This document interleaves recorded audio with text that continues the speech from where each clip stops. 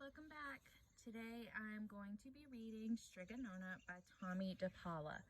So Tommy DePaula is one of Miss Long's favorite authors and illustrators, and he actually passed away yesterday. So I thought it would be fun to read this book to you guys. So here we go, Strega Nona.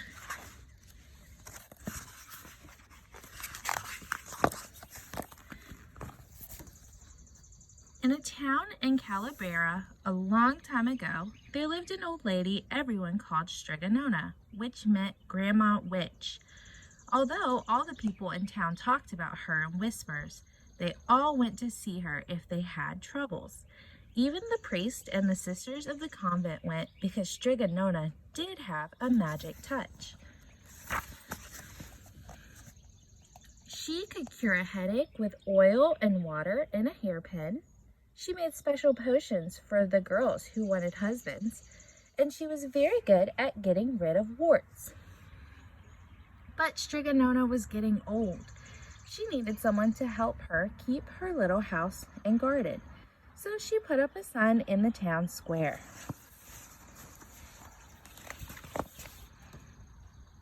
And Big Anthony, who didn't pay attention, went to see her. "Anthony," said Strega Nona, "you must sweep the house and wash the dishes. You must weed the garden and pick the vegetables. You must feed the goat and milk her, and you must fetch the water. For this, I will give you 3 coins and a place to sleep and food to eat." "Oh, grazie," said Big Anthony. "The one thing you must never do," said Strega Nona, "is touch the pasta pot. It is very valuable, and I don't let anyone touch it." "Oh, see, yes," said Big Anthony.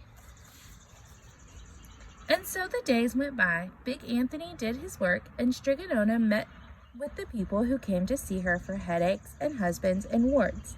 Big Anthony had a nice bed to sleep in next to the goat shed, and he had food to eat. One evening, Big Anthony was milking the goat. He heard Strega Nona singing. Peeking in the window, he saw Strega Nona standing over the pasta pot. She sang, "Bubble, bubble, pasta pot, boil me some pasta nice and hot.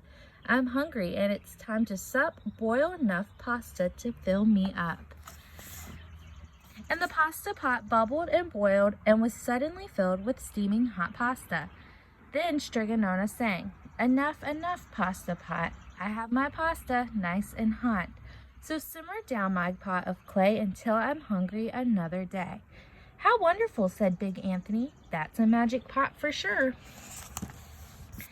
And Strega Nona called Big Anthony in for supper. But too bad for Big Anthony, because he didn't get to see Strega Nona blow 3 kisses to the magic pasta pot. And this is what happened. The next day when Big Anthony went to town square to fetch the water, he told everyone about the pasta pot. And naturally, everyone laughed at him because it sounded so silly. A pot that cooked all by itself? "You better go and confess to the priest, Big Anthony," they said. Such a lie. And Big Anthony was angry, and that wasn't a very good thing to be. "I'll show them," he said to himself. "Someday I will get the pasta pot and make it cook, and then they'll be sorry." That day came sooner than even Big Anthony would have thought, because 2 days later Strega Nona said to Big Anthony, "Anthony, I must go over the mountain to the next town to see my friend Strega Amelia. Sweep the house and weed the garden. Feed the goat and milk her, and for your lunch there's some bread and cheese in the cupboard. And remember, don't touch the pasta pot." "Oh, yes, yes, Strega Nona," said Big Anthony. But inside he was thinking, "My chance has come." As soon as Strega Nona was out of sight, Big Anthony went inside, pulled the pasta pot off the shelf, and put it on the floor. "Now let's see if I can remember the words," said Big Anthony. And Big Anthony began singing, and Big Anthony sang, "Bubble, bubble, pasta pot, boil me some pasta nice and hot. I'm hungry and it's time for sup, boil me enough to fill me up." And sure enough, the pot bubbled and boiled and began to fill up with pasta. "Ah," said Big Anthony, and he ran to town square, jumped on the fountain, and shouted, "Everyone get forks and plates and platters and bowls. Pasta for all at Strega Nona's house." Big Anthony has made the magic pasta pot work." Of course, everyone laughed, but ran home to get forks and platters and plates and bowls. And sure enough, when they got to Strega Nona's, the pasta pot was so full it was beginning to overflow. Big Anthony was a hero. He scooped out pasta and filled the plates and platters and bowls. There were more than enough for all the townspeople, including the priest and the sisters from the convent. And some people came back for 2 and 3 helpings, but the pot was never empty. When all had had their fill, Big Anthony sang, "Enough, enough, my pasta pot. I have my pasta nice and hot, so simmer down, my pot of clay, until I'm hungry another day." But alas, he did not blow the 3 kisses.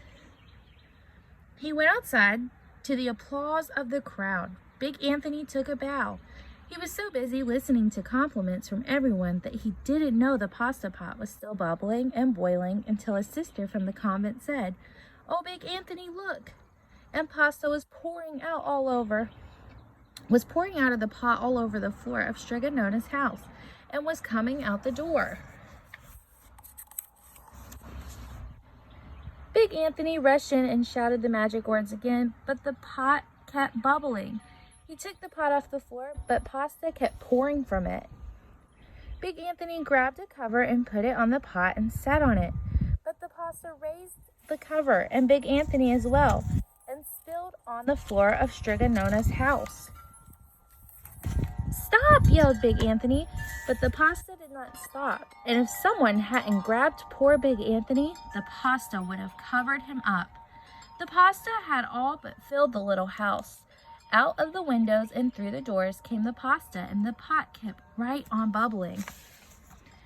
The townspeople began to worry. "Do something, Big Anthony," they shouted.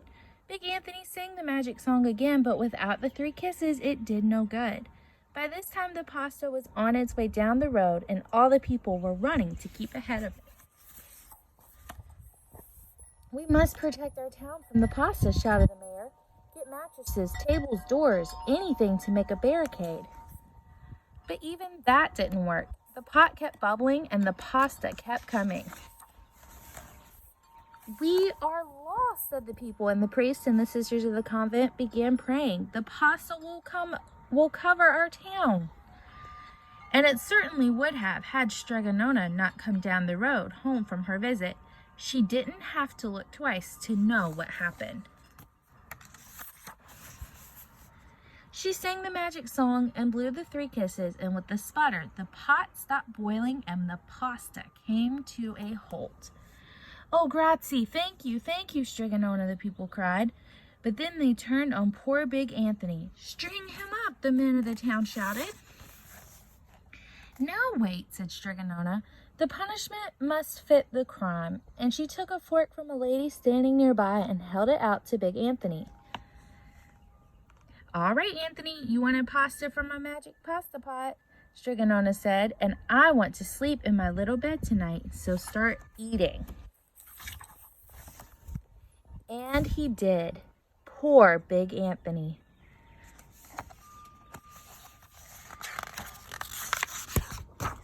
The end. I hope you enjoyed Strega Nona. Come back again tomorrow for another read aloud.